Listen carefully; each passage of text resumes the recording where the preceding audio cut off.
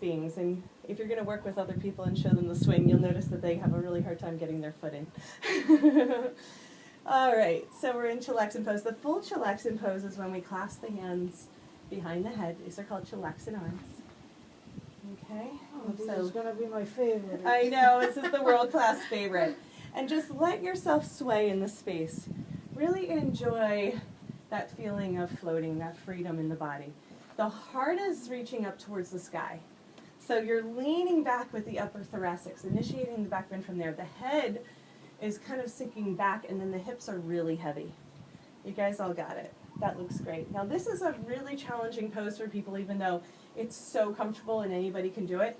But to get this big, long back bend arch happening, where the hips stay heavy, most people will push their hips up. It's just something to keep in mind. So we're tractioning in two different directions. Pubic bone is pointing down towards the earth, and then upper thoracics, heart is reaching up towards the sky. Beautiful. Really nice. So we're going to just pause here, open up to a YT. Okay, so we're sitting straight up and down now. Yeah, good. And then you're going to wrap around. This is called a floating child's pose. So in this position, you just take your hands and clasp, whatever works. I usually like to round my back in this one. It's the only position where I will really tuck in and round. And then take a couple breaths here. So you'll notice where it's holding, there's more pressure behind the knees. If this is uncomfortable at any time, let me know. Otherwise, this is going to be really helpful for rebalancing the kidney energy, because it's hitting some of the meridian points behind the knees for the kidneys. Beautiful. Now we're going to inhale and blossom. So this is called star. So we expand the arms and legs, keep the hips heavy, and then lean back. So when we lean back, we open up with this gesture of receptivity. You can even shake out the hands a little bit. It might feel good to do some jazz hands here. Beautiful. And then exhale, come right back through floating childs. So in the floating childs, just sink. Sinking in, dropping in. Really nice, guys. And then inhale, blossom for star. You let your head drop, or you keep it? So the head is relaxing back. It's Okay. still, there's some engagement, right? So you're not kinking the back of the neck. Yeah. So you're really focusing on opening the heart here and making sure the head is comfortable. Now, if at any point you need support for the neck, go ahead and use chilaxin arms here. But if you can create that starfish shape, that would be lovely. Just make adjustments as your body needs. Beautiful. So inhaling, come back to sit. Exhaling, come back through our floating childs. So we're moving the spine, we're undulating the spine in two different directions. So this is called our chill flow. So in our chill flow, we're mimicking what we would do if we were on the mat. One more time, inhale, blossom and open. Really expand through the fingertips and toes. And then exhale, just come back to neutral. So that's about a half chill flow. There's another half, but we're going to take a little break there. So we're going to do a little bit more chilaxin, sway it out from side to side. A little orchestra happening here. Beautiful. So heart open, hips heavy. Yeah, keep the knees bent. If you keep the knees bent, there's plenty of room for one another. Otherwise, we'll have a little bit of bumper car action. So the way that you get more swagger is you push one knee down and then the other knee down. So nothing else has to happen in the body. It's just the knees pushing down that makes all the difference.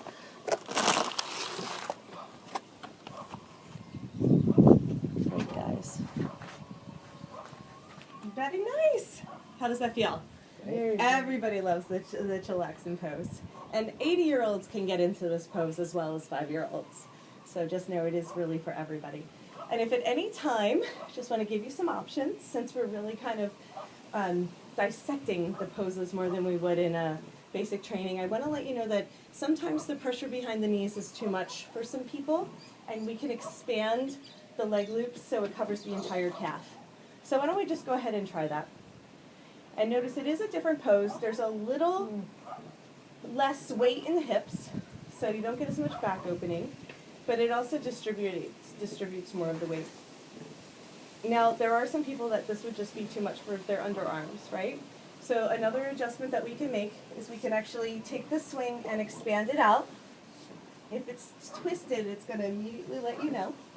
But if you can, from a seated position, Mine is twisted, I think. Yeah. so you pull one side and then the other. Yeah.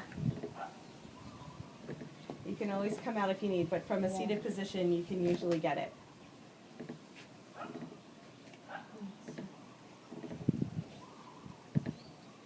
Nice. So this is where we would hang out. We can even bring the arms in and just get the swing up a little bit higher. So you can always come out to spread it out, Madeira, if you need to. Yeah, I think so. Okay, so This is my untwisting. favorite. Yeah, you got this down. the But you can turn. tell that this is a great chillaxin pose. Like this is how they're going to do chillaxin. And so let's just play a little bit. So I have the swing kind of supporting the nape of the neck. You can also get the head in all the way if you want. But just do a little windshield wiper from here and do the swagger from side to side. Nice. So if anybody ever needs a break, just let them get into the cocoon.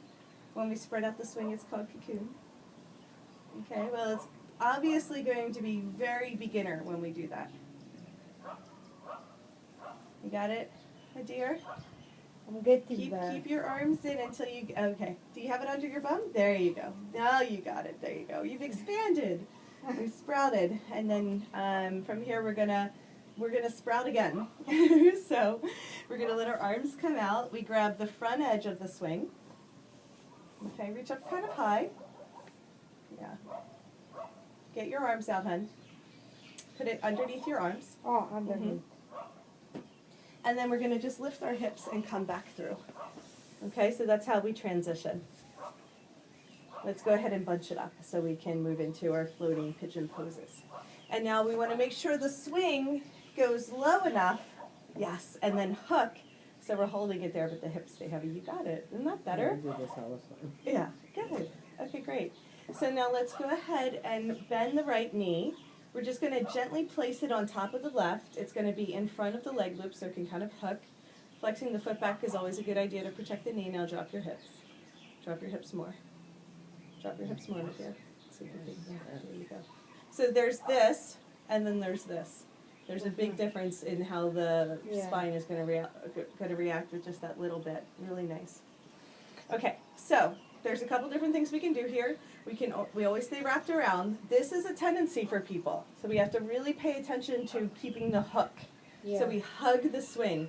It'll look like if we do a diagonal that this is the path of least resistance, but it's actually all the way around, okay? So diagonal would be identify the left hand. Yes. Oh, yeah. So Okay, it's okay. I'm saying it backwards too, so then it's really confusing. Diagonal through. Keep it wrapped around. Diagonal through. The other one. Diagonal. Oh, you're going. Yes. There you go. That's exactly what you said not to do, isn't it? No, this I got it wrong. this is no. This is yes. And then So go only diagonal one towards the under right. your arm. You don't go around all of them. Just, Mhm. okay, got it. Yeah, it's a thread through. That's Okay. a great stretch. I It's can a feel great it. stretch. It's nice. It's so nice. Nice. And so it's worth it, even though it takes a little bit of getting used to it. And you know, if somebody loses the hook, they're not going to go too far because we have so many other hooks. But still, we want to encourage always identifying where our anchors and hooks are in the body. Okay? So we can even rest our head against the swing, which is really nice. We're focusing on the restorative version. So every exhale, you drop a little bit deeper. The engagement's in the arms, right? So we're engaged but relaxed, and the relax is in the hips. Good. Very nice. Now we're going to go a little bit deeper. Let's just see if we can pull. And I'm twisting. So what I'm doing is I'm draping my right rib cage down towards the floor. So drop the hips still, and then twist. Yeah, there we go. That's different, right? And then pull in strongly. Now if we wanted to get fancy, we would go ahead and let our head come out like you are, and then extend the right arm and left leg. Yeah. We call that freeze frame. Beautiful. And then we're going to come to sit. We're going to just let the momentum take the leg out and switch sides. See if you can get that.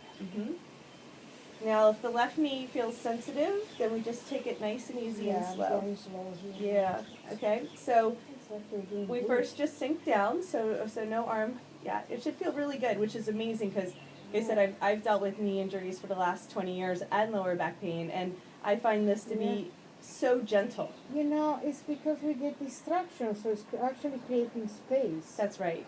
while doing That's the right. stand. So this is fantastic. Yeah, Yeah. really, really helpful. You'll notice that even the scar tissuing and the connective tissue will start to loosen up just by hanging and using gravity. Yeah. So it's just a little bit of tractioning there. So let's go ahead and open up the arms to a T.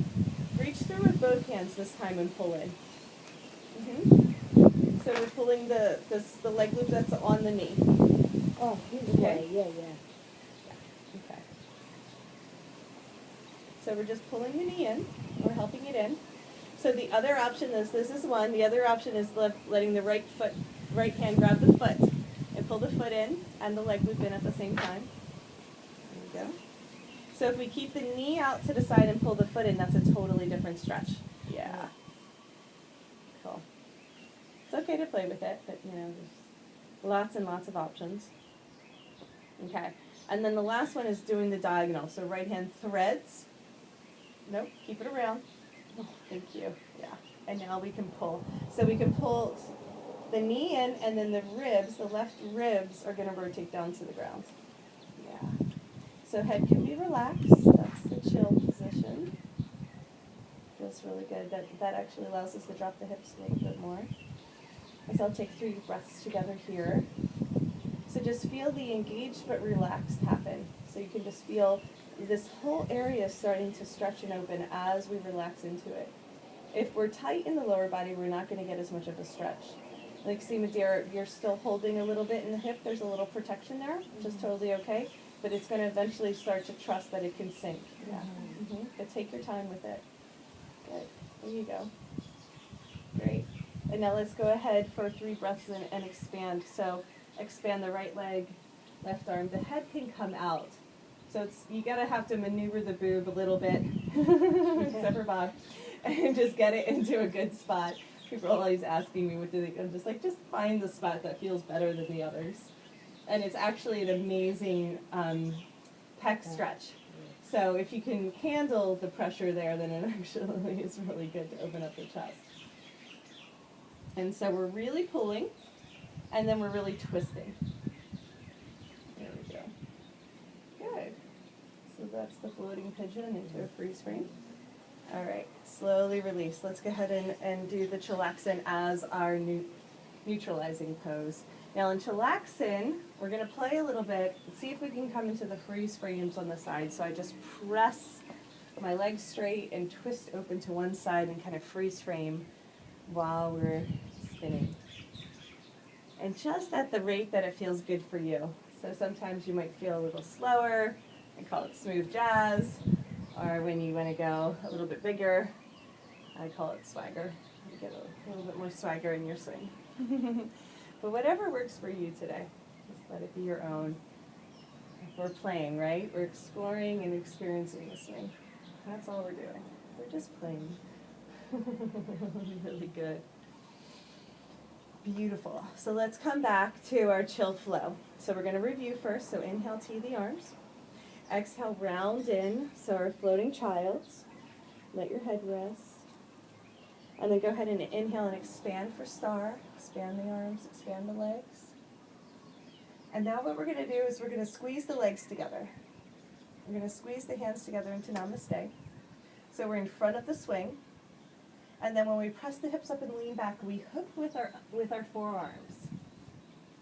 Okay, so this is called reverse namaste.